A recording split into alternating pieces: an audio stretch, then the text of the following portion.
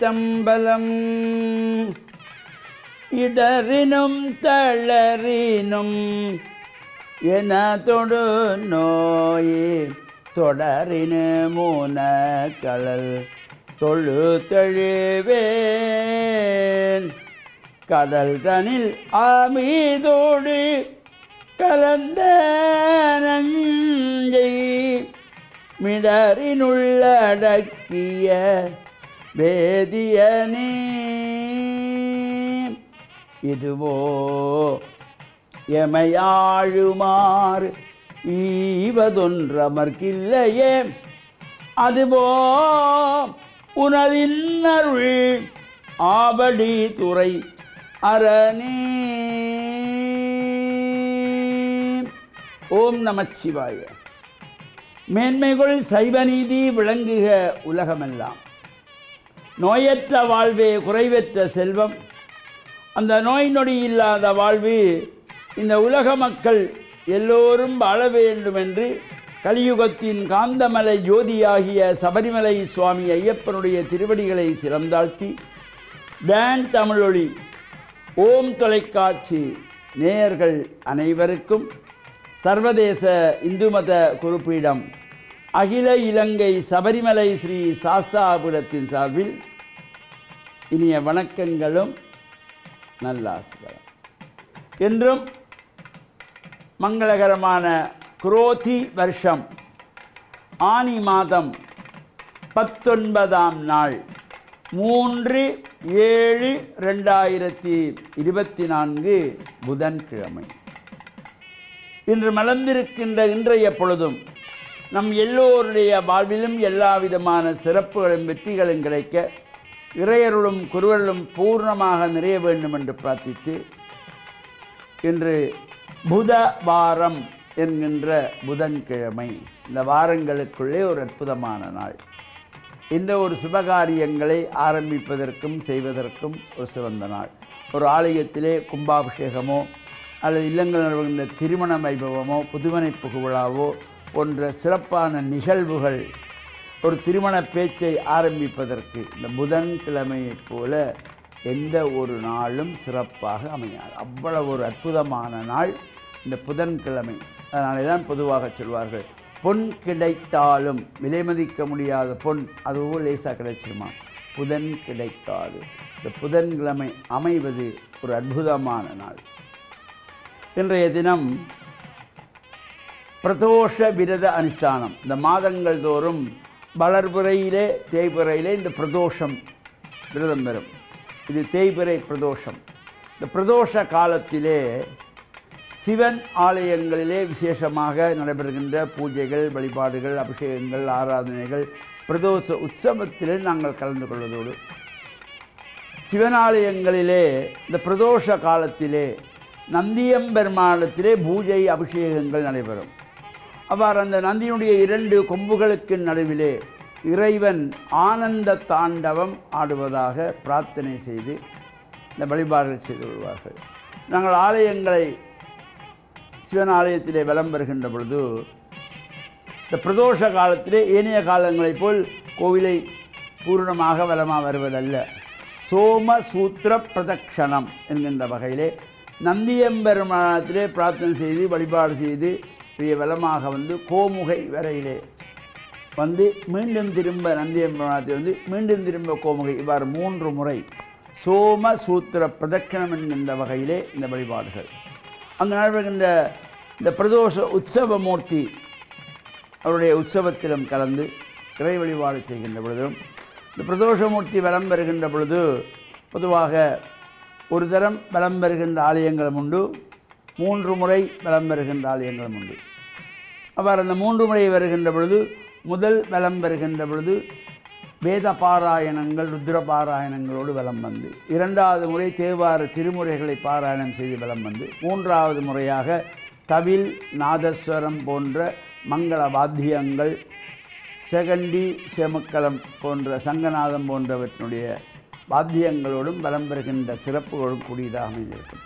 இவ்வாறான இந்த பிரதோஷ காலத்திலே நாம் சிவன் ஆலயங்களிலே சென்று இறை வழிபாடுகளை செய்து அங்கே காப்பரிசி பிரசாதமாக வழங்குவார்கள். அவற்றையும் பெற்று இறையருளை பெற்று மண்ணில் நல்ல வண்ணம் வாழ எல்லாம் வல்ல இறையருள் நமக்கு கிடைக்கும் என்று பிரார்த்தித்து, மீன்பாடும் தேனாடு என்று போற்றுகின்ற கிழக்கு மாகாண மட்டக்களப்பு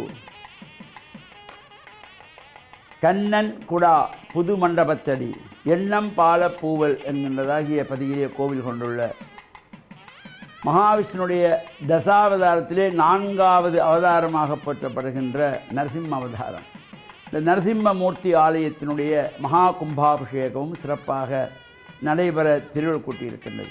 இவ்வாறான சிறப்பு நிகழ்வுகளில் நாம் கலந்து இறையருளை பெற்று மண்ணின் நல்ல வண்ணம் வாழ டான் தமிழொலி ஓம் தொலைக்காட்சி நேயர்கள் அனைவருக்கும் சர்வதேச இந்து மத குறிப்பிடம் அகில இலங்கை சபரிமலை ஸ்ரீ சாஸ்தாபுரத்தின் சார்பில் நல்ல ஆசிகளை கூறிக்கொள்வதில் மன மகிழ்வு கொள்கிறோம்.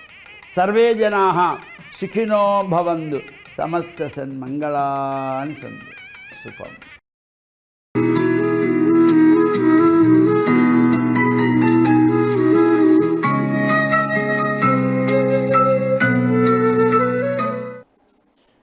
இறை இயேசுவில் என் அன்பு நெஞ்சங்களே, கிறிஸ்தவ நற்சிந்தனை வேளையிலே உங்களை சந்திப்பதிலே பெருமகிழ்வு கொள்கின்றேன். ஆண்டவர் இயேசுவினுடைய போதனையில் போலி இறைவாக்கினர்களை பற்றி எச்சரிக்கையாக இருங்கள் என்று கூறுகின்றார். போலி இறைவாக்கினர்கள் எந்த துறையிலும் ஒரிஜினல் டூப்ளிகேட் என்று இருக்கும்.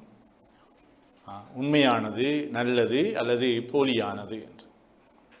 இவ்வாறு மக்கள் மத்தியிலும் எங்களோடு அன்பாக நட்பாக பழகின்றவர்கள் அல்லது எங்களுடைய வழிகாட்டிகளாக இருக்கின்றவர்கள் அல்லது எங்களுக்கு கீழே பணியாற்றுகின்றவர்கள் இந்த உறவாடல்களிலே பிரமாணிக்கத்தன்மை உள்ளவர்களாகவும் ஏமாற்றுகின்றவர்களாகவும் 2 தரப்பட்ட மக்கள் அல்லது 2 தரப்பட்ட நடத்தையாக நாங்கள் பார்க்கின்றோம்.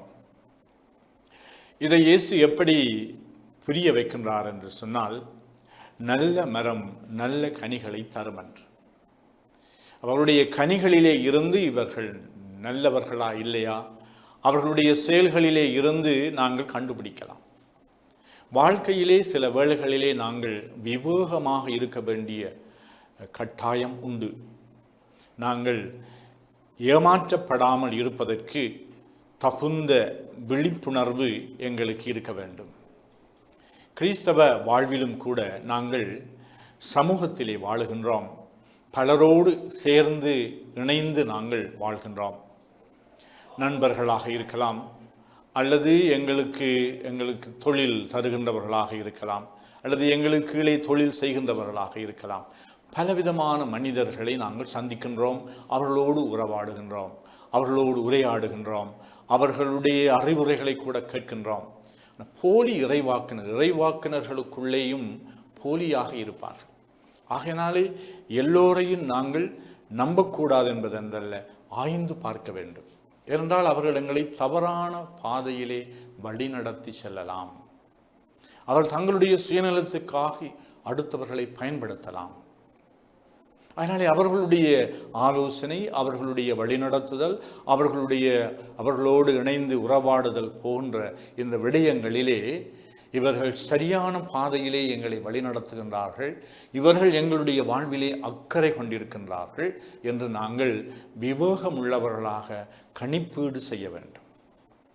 எங்களுடைய அறிவை, எங்களுடைய அனுபவத்தை, எங்களுடைய நம்பிக்கை வாழ்வை நாங்கள் மிகவே பயன்படுத்தி நாங்கள் மற்றவர்களோடு பேச வேண்டும், பழக வேண்டும், அவர்களோடு நாங்கள் எங்களுடைய நல்லுறவை ஏற்படுத்த வேண்டும்.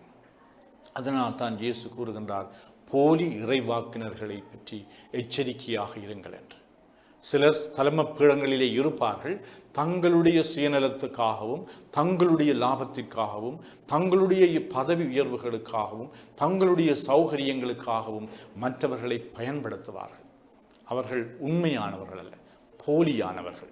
அதனால் நாங்கள் கடைக்கு போகின்ற பொழுது உண்மையான நல்லதா அல்லது போலியானதா என்று தேர்வு செய்கின்றது போல மற்றவர்களையும் நாங்கள் அவர்களோடு பழகுகின்ற பொழுது நாங்கள் நல்லவர்கள் போலியானவர்கள் என்பதை இனம் கண்டு அவர்களோடு எங்களுடைய உறவாடல்களை தொடர்புகளை ஏற்படுத்த வேண்டும் என்பதுதான் கிறிஸ்துவினுடைய அறிவுரையாக இருக்கின்றது. ஆமென்.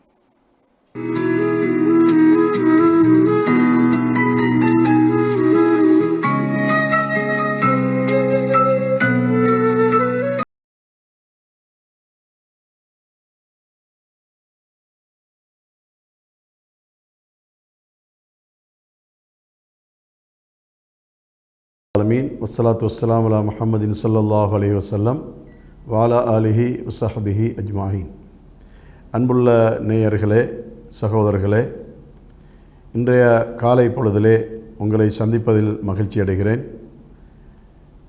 நமது நாள் உதயமாகின்ற போது நல்ல மனதுடையவர்களாக, நல்ல பண்பாடுள்ளவர்களாக நாம் நமது நாளை தொடங்கி வைக்க வேண்டும்.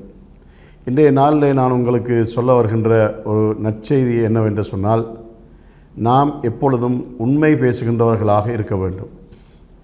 உண்மையாளர்கள் எப்பொழுதும் சமுதாயத்திலே மேம்பட்டவர்களாக, கண்ணியமடைந்தவர்களாக இருப்பார்கள் என்பதில் நமக்கு எந்த சந்தேகமும் இல்லை.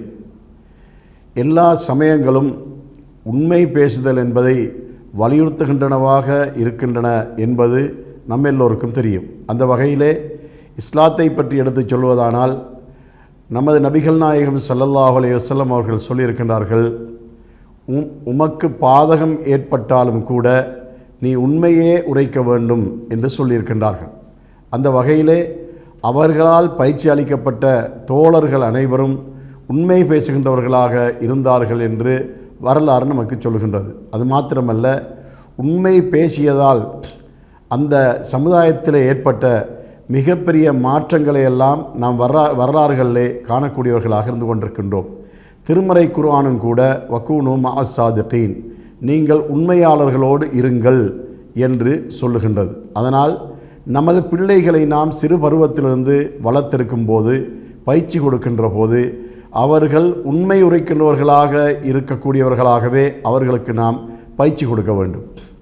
நாம் எந்த காரணம் கொண்டும் நமது பிள்ளைகள் உண்மைக்கு மாறான இந்த செய்திகளையும் பேசுகின்றவர்களாக இருக்கக்கூடாது. அதனால் சமுதாயத்திலே உயர்வும் கண்ணியமும் மேம்பாடும் நமக்கு உண்மை பேசுதலை கொண்டு ஏற்படுகின்றது என்பதை நாம் நம்பிக்கை கொள்ள வேண்டும். உண்மை பேசுவதால் சமுதாயத்திலே அமைதியும் சமாதானமும் நல்லுறவும் ஏற்படும் என்பதில் எந்தவிதமான சந்தேகமும் இல்லை. அத்தகைய சமுதாயத்தவர்களாக நம் அனைவரையும் வல்ல இறைவன் ஆக்கி அருள்வானாக. ஆகிர் தஅவானா அனில் ஹம்துலில்லாஹ்.